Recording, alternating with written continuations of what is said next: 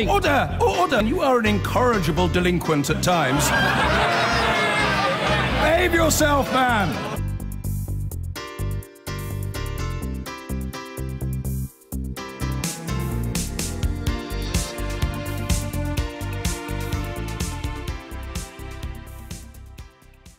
Well, believe it or not, Brexit isn't the only big issue on the government's plate today. Ministers have been defending the flagship welfare programme, Universal Credit. Labour, which says it still supports the principle of the reform, is calling for a pause and is seeking to win backing from Conservative MPs during a Commons debate later today. Elizabeth Glinka is here with the details. Thank you, Andrew. Well, Universal Credit rolls 6 existing benefits into one single payment for working-age people and is meant to make claiming benefits simpler and ensure that no one faces a situation where they'd be better off claiming benefits than working. There are around 600,000 people now receiving Universal Credit through 130 job centres. And earlier this month, ministers approved a major extension of the programme. The new benefit is paid directly to claimants, a month in arrears to help them prepare for the world of work. But that means they can face a 6-week wait for money. And around a fifth of new claimants have actually had to wait longer to receive their first full payment. That's because of problems with the evidence provided to support claims. Now, if claimants can demonstrate they're in financial need while they're waiting, for example, not able to afford food or heating, they can now apply for an advance payment. But some Conservative backbenchers are still unhappy and have asked for the rollout to be paused. Amid reports that up to 25 Tory MPs could rebel, Theresa May yesterday held talks with several of them. And last night, Newsnight reported that ministers were giving serious thought to cutting the initial waiting period for payments from 6 to 4 weeks. Now, this morning, David Gauke, the Work and Pension Secretary, appeared before the Commons Committee, which has accused his department of having no idea about how the system is operating. David Gauke announced he was prepared to listen and help those struggling to call the helpline. It is important to maintain confidence in the system. In recent days, there's been criticism over the telephone charges that exist in respect of Universal Credit.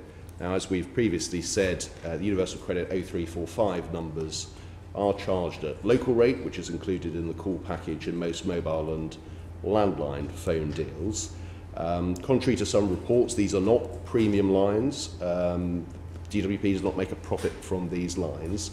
Nonetheless, given the recent attention and concern that this could place a burden on claimants, I have decided that this will change to a free phone number over the next month.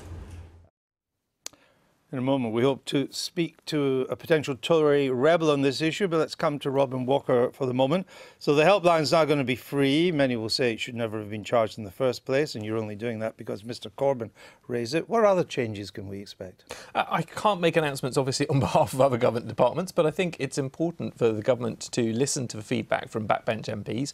Backbench MPs such as Stephen have been raising some of these concerns over a period of time, and I think it's right to respond to that where possible to make sure we have the best possible rollout. Including a pause if necessary, which is what Labour is asking for. I don't think a pause is necessary. I think what we need to make sure is that we get this right. I think what we're showing through this process, and I think what David Gauke's just shown, is the ability to listen and make changes as we go forward with the rollout. I think that's the right approach to take, because this is a reform which is about making people better off in work, making sure that people have an incentive to go into work, and making sure we have a system that reduces some of the huge complexity of the welfare system we inherited. You've seen the number of case studies in which people, certainly in the transition, are clearly not better off. Indeed, they're being forced into debt, rent arrears, and in some cases, general misery. And you've seen that. And where there are case studies of those sort, we need to respond to them by making clear that the access payments are available, by making clear that we can step forward with those. I think there has been response on that front already. I think that clearly this is something we've seen in the past, big welfare programmes that haven't worked well. We saw the Atos disaster under a Labour government. And what we need to make sure is that government actually learns from the mistakes, gets things right and gets the money to people. I have to say, though, in terms of my own constituency experience, the only cases I've had with problems with universal credit are where people should have actually been on a different benefit in the first place. I haven't come across these problems where universal credit has been rolled out in my constituency to many people, and many people have benefited from it in going back into work. Let's go to the House of Commons, where we're joined by Stephen McPartland, a Conservative MP. Mr McPartland, what do you want the government to do on this? Well, I've got two main issues, Andrew. Excuse me. The first is I'd like to see a reduction in the waiting time from 6 weeks down to 4 weeks. I don't think it's acceptable. It's at 6 weeks. It can't be justified. And secondly, I'd like to see the taper rate being reduced. So at the moment, people are losing their benefit at the rate of 63 pence in the pound on net earnings. So effectively, if they go and work those extra hours, they're only keeping a few pennies in the pound, which is not really fair. Right. You... side of the argument has been met by the Prime Minister. The Department of Work and Pensions ministers have been meeting Tory rebels too. Do you have any indications that the government is prepared to move? I didn't meet the Prime Minister or go along. No, not you personally, but your side of the argument. Any indications the government will move? Yeah, I believe the government will move because I don't think the parliamentary party supports the 6 weeks. I think it's very difficult for them to justify why it is at 6 weeks. So I think that'll come down to 4 weeks anyway. And then in terms of the taper rate, I think the taper rate will come down because effectively we're a low tax party. And it's very hard to once again argue that people should be losing 63 pence in the pound on net earnings. So I think we'll get movement on both of them. And will you vote with the government or with Labour this afternoon on its pause motion? I don't believe the government's voting on opposition day motions, but I only vote on binding business. So when I did the campaign on tax credits, I voted against the government on the statutory instruments and on the respective policies. So I'm happy to vote against the government in areas where it matters, but today's not one of those. Really? I mean, Labour's causing for a pause. You want major changes. Surely you cannot make these major changes on arrears, on the taper rate, which will involve the Treasury, unless you pause it first to make these changes. Well, Andrew, it's already a couple of years late, so I don't think it's a matter of pausing universal credit. I think the principle of universal credit is correct. I think the issue is around 6 weeks down to 4 weeks, which the Secretary of State could just change today if he chose to. And then the taper rate, that's for the Chancellor to do in the budget. But it's rolling out at 50 job centres a month at the moment. 50. And yet you think it's flawed. Why would you not pause it? Because I think it's already 2 years late, and as I say, the Secretary of State could reduce it from 6 weeks to 4 weeks today just by making that decision, and it'd be up to the Chancellor in the November budget to reduce the taper rate. But reducing the taper rate, every penny they reduce it by, they told me in the House of Commons question in the Chamber last week that it cost £900 million. OK, thank you, Mr McPartland. Thanks for joining us. If the government moved in the direction that he's talking about, but did a pause, would that satisfy Labour?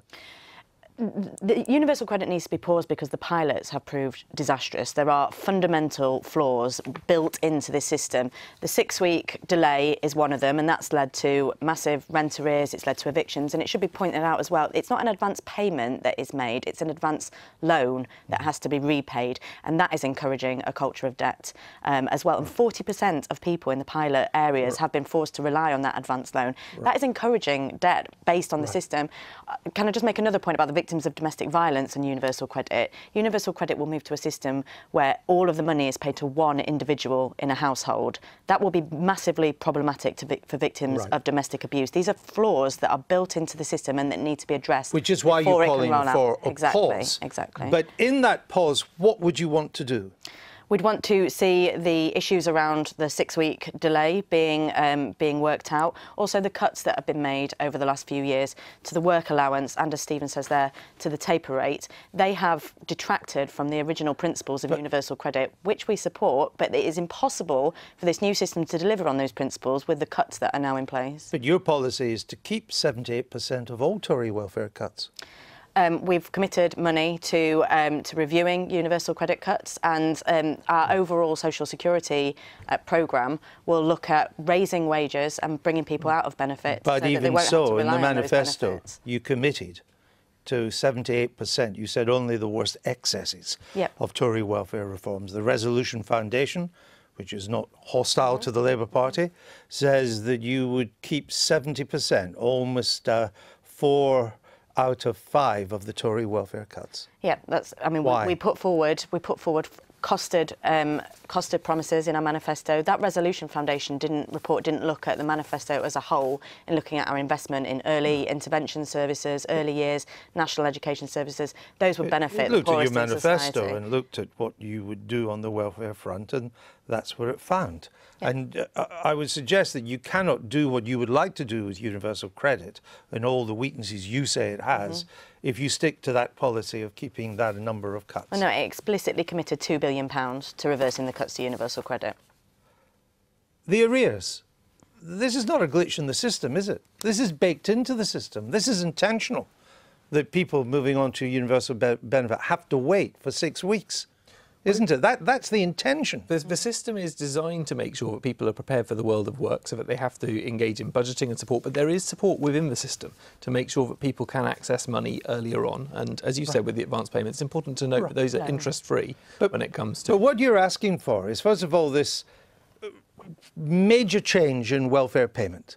That a number of welfare payments people get now comes into one.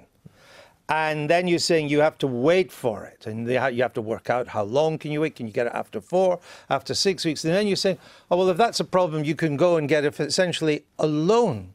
Why would you make it so difficult for people to do that? People who've got a lot of things to juggle. The system is designed to ensure that we have a system where work always pays, where we're getting people off welfare. We're seeing that in the employment figures today. We've seen lower unemployment coming through as a result of a combination of a growing economy and welfare reform. It's right to take this approach, but where there are challenges... Universal credit is not responsible for the fall in unemployment. It's only being rolled out now. It's one of a number of elements, and I think we also have to see, in terms of making work pay... You mentioned the Resolution Foundation earlier. They've just been reporting on the biggest increase in pay for people on low pay in 30 years. That's a positive result of this government's action on a national living wage, which I think is a crucial step forward. But do you really think for some of the most vulnerable people in society that it's right to make them wait 6 weeks? These are not people who have savings.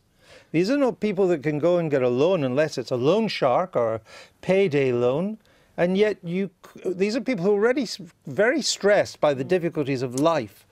Why make them wait 6 weeks? And this is the point where I say, you know, we have to be able to listen through this process. We have to be able to respond to these points. I think we've already seen with the extension of information about advance payments a step in that direction. But the crucial thing is here to keep reforming the welfare system so that we have a simple system that people can understand, that makes work pay, and that supports people. That it's clearly not a simple system, or so many people wouldn't be going into debt. Yeah. Anyway, we've run out of time, but I have a feeling we'll come back to this maybe after Prime Minister's questions. A phone helpline for people claiming the new universal credit is to be made free of charge. The service was criticised after callers using the dedicated number were being charged up to 55p a minute.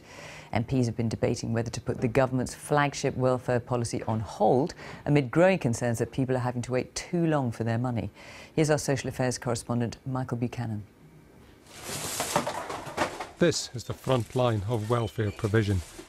In Newcastle's West End, the food bank is seeing more people forced here due to problems with universal credit.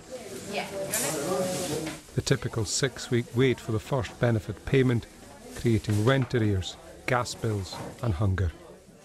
There's nothing in my cupboard, not a thing. So I didn't want to go out to our mum's for breakfast this morning. It's because you feel embarrassed, you know what I mean? You don't want to have to do that first thing in the morning, just for a bit of breakfast. I keep having to go to cash converters, you know what I mean, selling stuff, you know what I mean? They know me quite well in there, I think, like, you know what I mean? I mean, every week with something to sell, you know what I mean? Whether it be CDs, DVDs.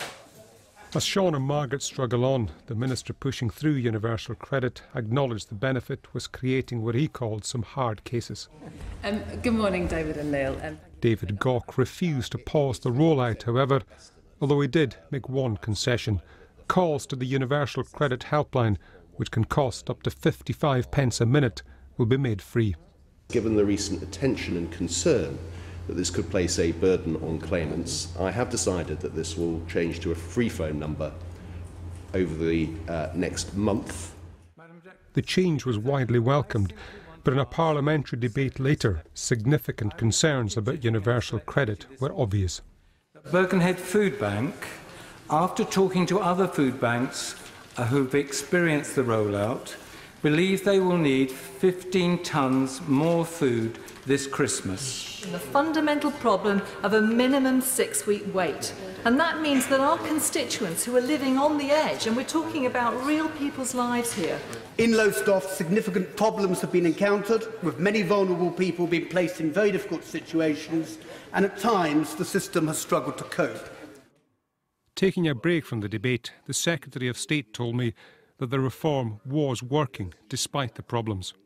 The analysis that we've done suggests that by the time this is rolled out across the country, it'll mean that there are 250,000 more people in work, taking pay home every month, more than would have been the case without it. And that's a really big and important prize to find.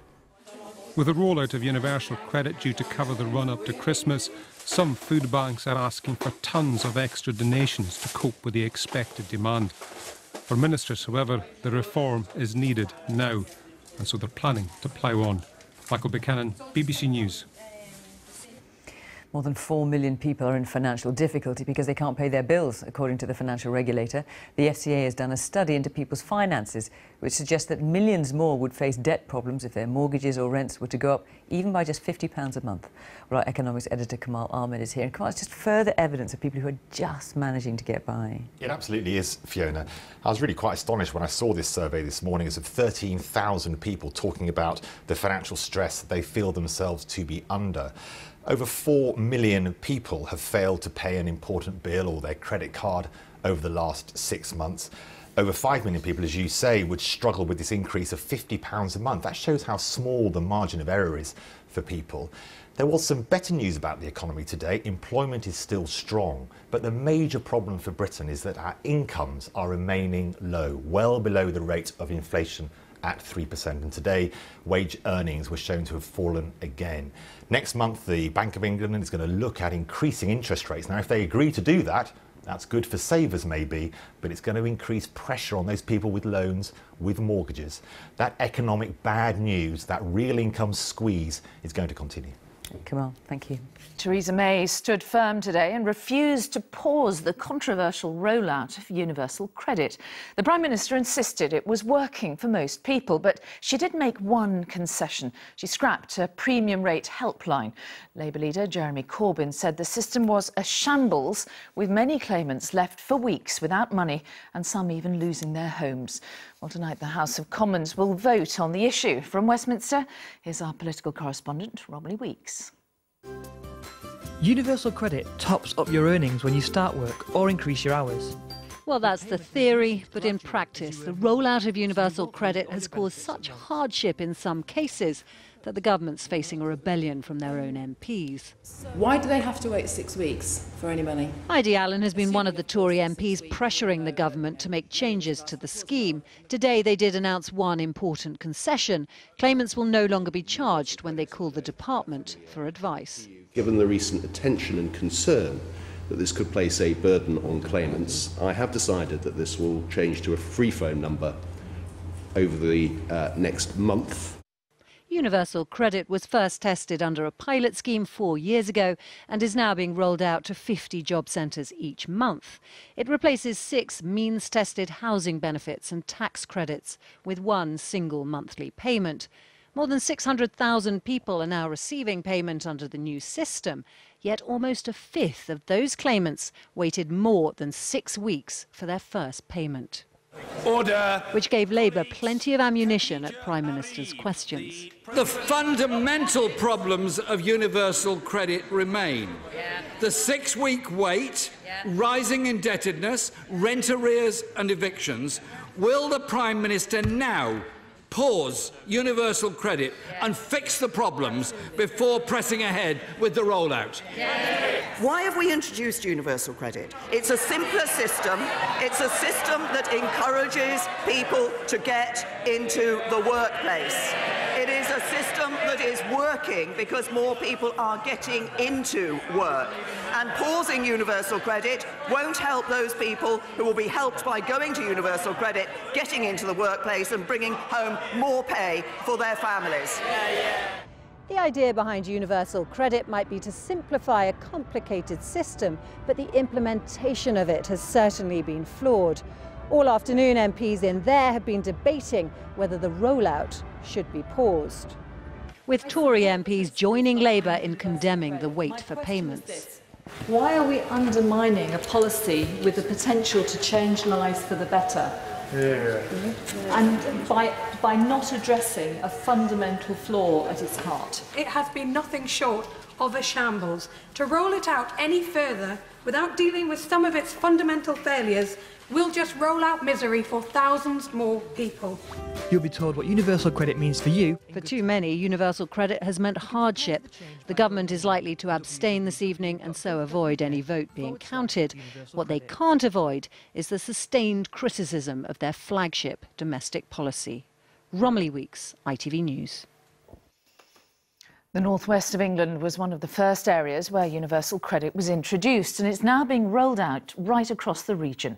Our social affairs editor Penny Marshall heard from claimants there about how problems with the scheme have affected them.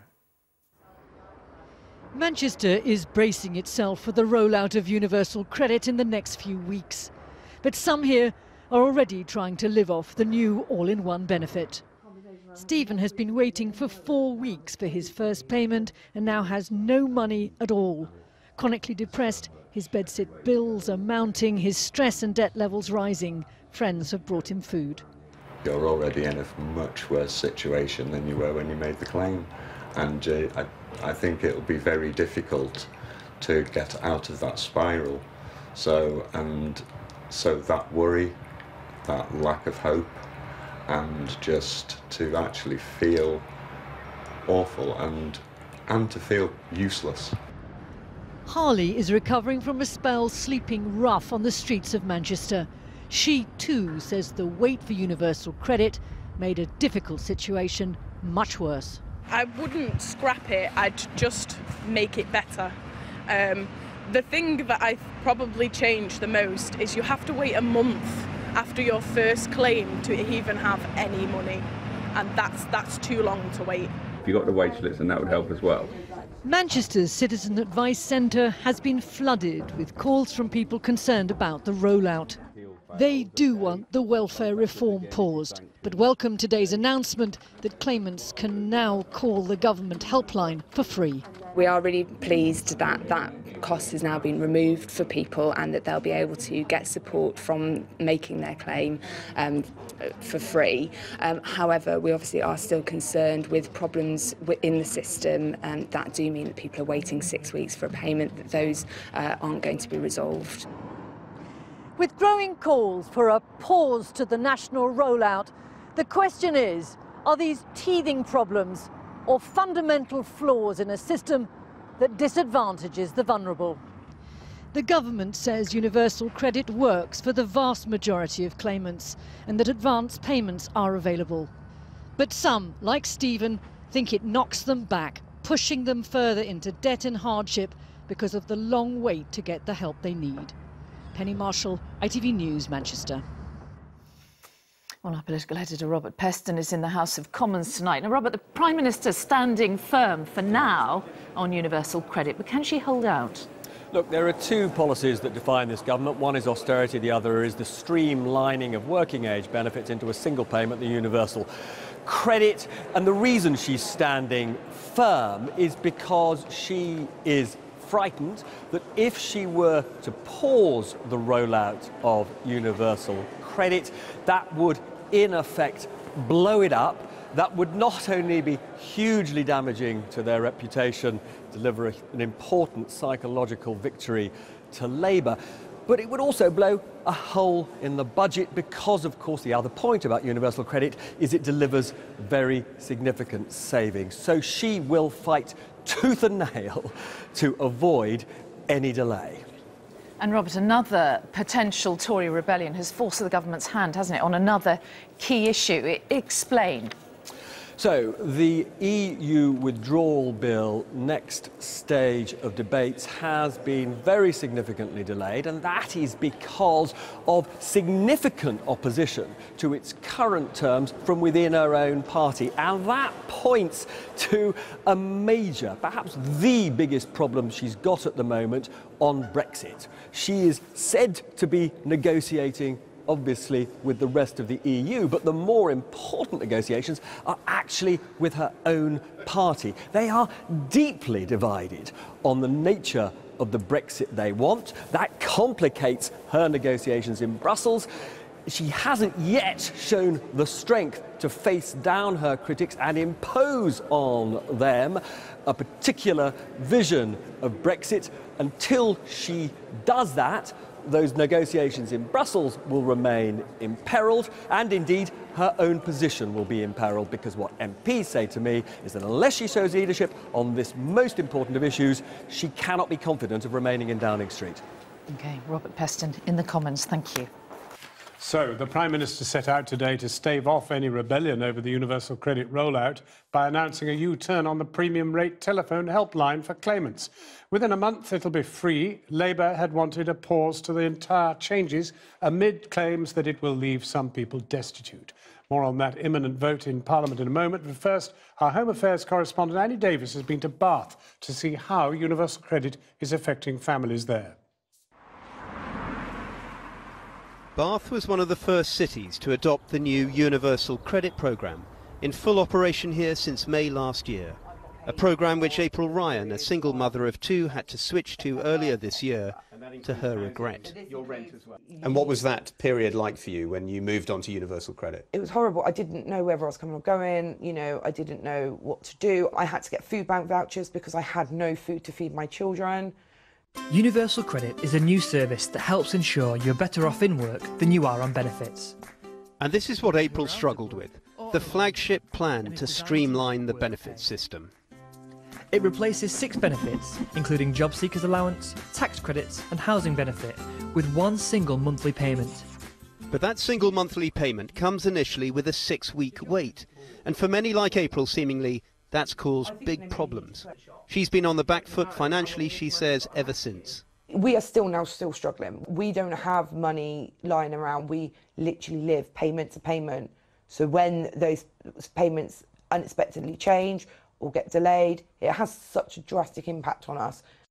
So it's my neighbour Sophie. And then April takes us next door to meet a 22-year-old mother of two, now waiting desperately, we're told, for her first universal credit payment. She has not a penny to her name. Hello. Hello. Hi. This is Amelia and this is Sophie. Hi, Amelia. Sophie says she's in the midst of switching to universal credit. Me and the kids we're broke, that's it, we have nothing. And, you know, it's awful. Because we having to rely on other people all the time for electric and food and everything. It's horrible. Sophie, when are you going to get your universal credit payment? I haven't got a clue. My support worker is trying to rush it through for me, but there's no promises on it, and I haven't heard anything from her either. I'm not like other people. I don't have savings. I don't have family members that are well off or anything like that.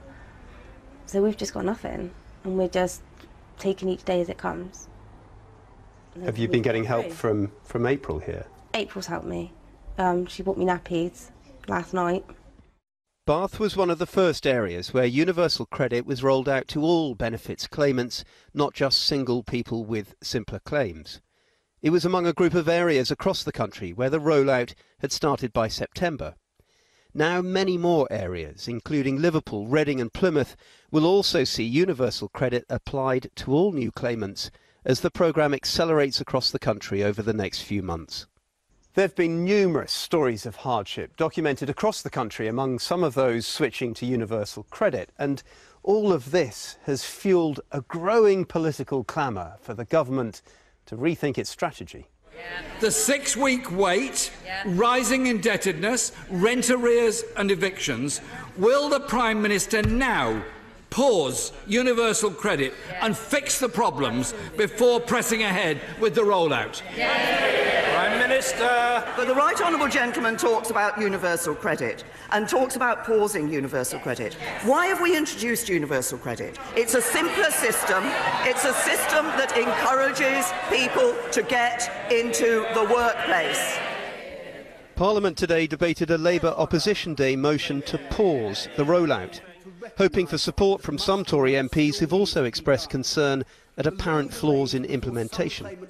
The government did make one concession, announcing that charges to a universal credit helpline would be scrapped, but the rollout was to continue. You'll be told what universal credit means for you in good time. Back in Bath, that's unlikely to be enough for one housing association, who say they've seen tenants in rent arrears doubling under universal credit. A third of our customers that answered a recent survey have reported they've needed to use the food bank since they've been on universal credit. A third? Yes. Are you surprised by that? I'm absolutely flabbergasted that many customers in a process that, you know, sometimes nothing's gone wrong, but they still need to resort to emergency help. The Work and Pensions Secretary today said 96% of universal credit claimants were now receiving their benefits in full within 10 weeks. And he called on more people to apply for emergency cash advances while waiting for their benefits. Andy Davies in Bath. Well, MPs have been debating the pros and cons of the universal credit all afternoon. We'll hear from the Work and Pensions Secretary, David Gauke, shortly. But first, let's turn to our political correspondent, Michael Crick, who's in Westminster tonight. Michael. Well, the situation is rather confused right now. MPs are voting, but we didn't really expect a vote because it looked like the Labour motion might just sail through without the Conservatives opposing it and simply abstaining. But the Labour MPs did a bit of a trick, I suppose, in a way.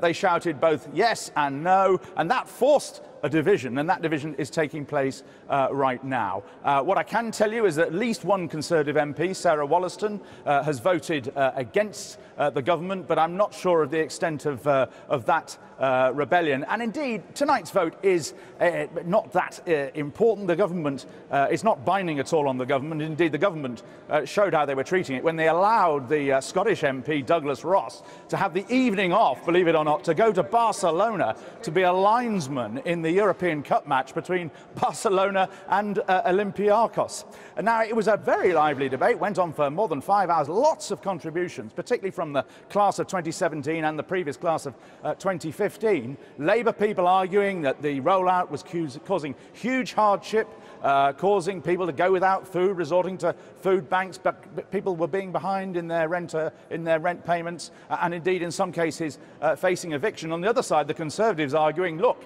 the old benefit systems weren't perfect by any means, particularly Labour's tax credit system, that this simplifies the system, replaces 6 existing benefits, and the rollout system will allow glitches to be ironed out. The architect of universal credit, Ian Duncan-Smith, said he could understand, though, why there was a temptation for some people to go for a pause.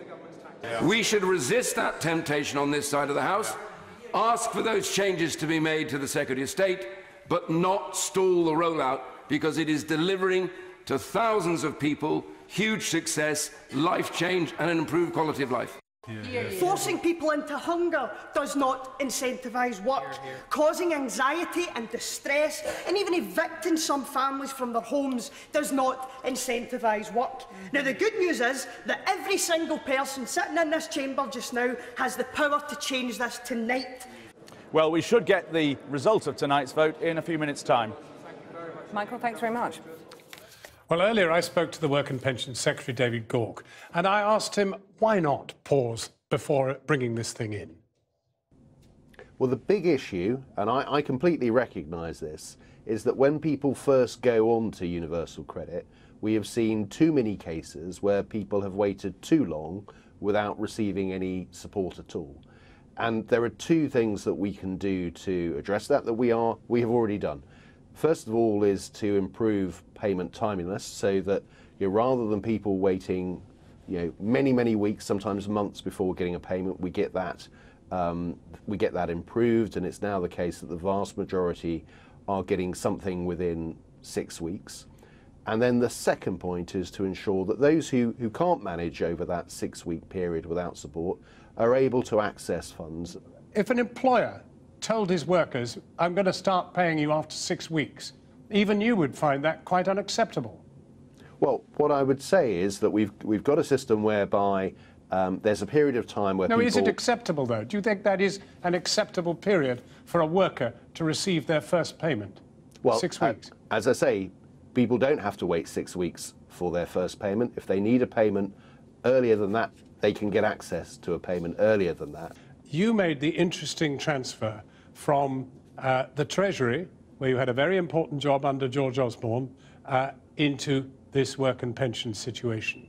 Now, Ian Duncan Smith, a former person in the very department in which you are, and Mr. Osborne simply didn't get on. We know that. It's a fact of life. Do you not think that the cuts that you made in the Treasury are what are now hamstringing you right now? No, I don't think that's the case, but you make a point about where I've come from. Look, I didn't come to work and pensions with any particular baggage or commitment to universal credit, but I have looked at it over the course of the last 3 or 4 months.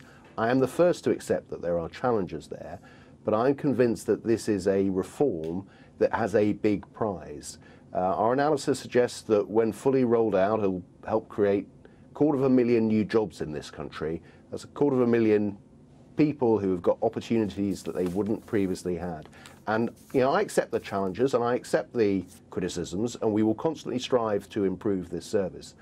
But this is a really important reform that I think can have a positive transformation to people in this country. David Gauke, Treasury man, gave David Gauke, work and pensions man, plenty of money to do what he wanted to do.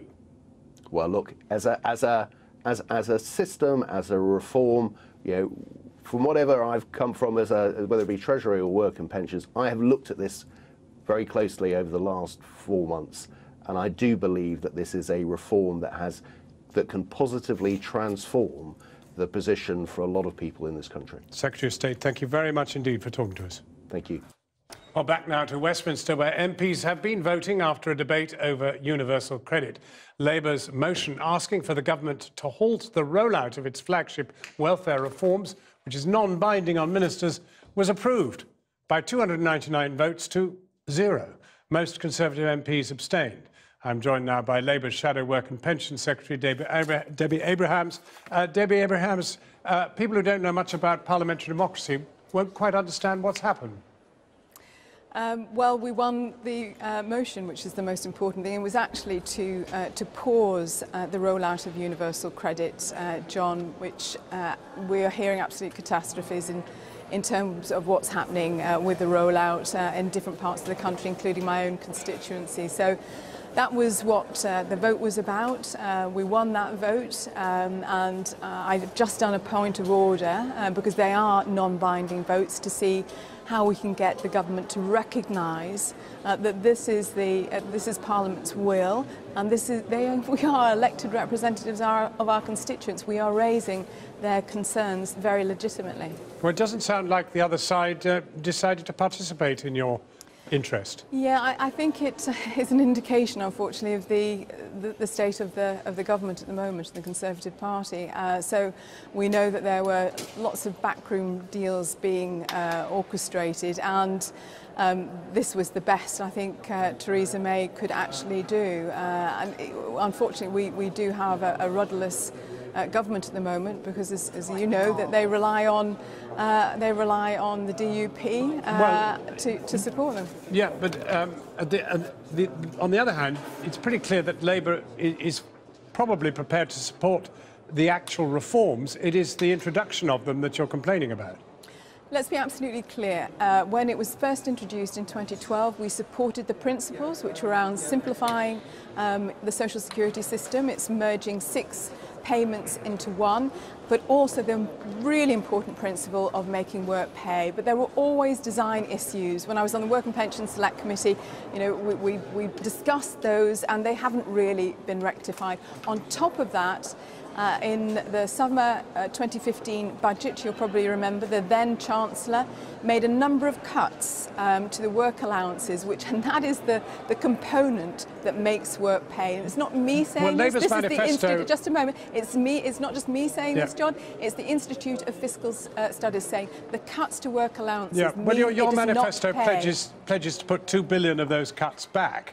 No, that's not the case. Well, that's what was in the manifesto. No, it's not actually. If I could expand on that, if that's all right, John. We put in a number of measures to reverse certain cuts. So, for example, the bedroom tax, the ESA RAG support that has been cut. And then on top of that, we put in an element to transform universal credit, which includes also the freeze. And over the course of the Parliament, it's actually £10 billion. Right, OK. Well, is that all right? Anyway, the fact remains tonight that the measure goes forward. So, but anyway, thank you very much indeed for joining us, Debbie Abrahams. All right.